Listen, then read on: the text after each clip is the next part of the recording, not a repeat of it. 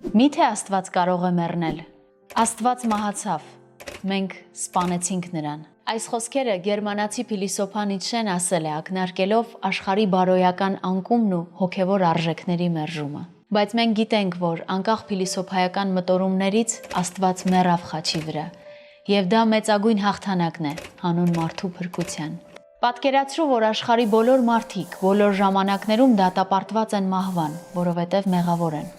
բայց սիրող Աստված իր վրա վերցրեց մեղքի պատիժն ու մեռավ մեր փոխարեն։ Աստված ինքն իրեն խոնարհեցրեց ու հնազանդ եղավ մինչև մահ, այն էլ խաչի մահ։ Այո, նա մահացավ խաչի վրա ինձ եւ քեզ համար, բայց նրան Աստված հարություն տվեց մահվան կապանքները քանդելով, քանի որ անհնար էր, որ մահն իշխեր նրան։ Հիսուս Քրիստոսը հարություն է առել, նա կենդանի է եւ այդ ճշմարտության մասին խոսում է նաեւ Նիկեական հանգանակը։ Հավատում ենք, որ Հիսուս Քրիստոսը չարչարվեց, խաչվեց, թաղվեց, երրորդ օրը հարություն առավ, երկինք ելավ նույն մարմնով ու նստեց հոր աջ կողմը։ Հարությունը լեգենդ չէ, այն պատմական իրադարձություն է, որը գլխիվայր շրջում է այսօրվա իրականությունը։ Հարության կենդանի վկան իրեն հավատացող ու փառաբանող անձերն են, եկեղեցին։ Հիսուսն ասաց.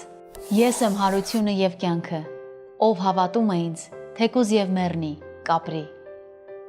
Քանի որ Հիսուսը հարություն է առել, այլևս քո անցյալը չէ, որ սահմանում է քո ապագան։ Մահը վերջակետը չէ։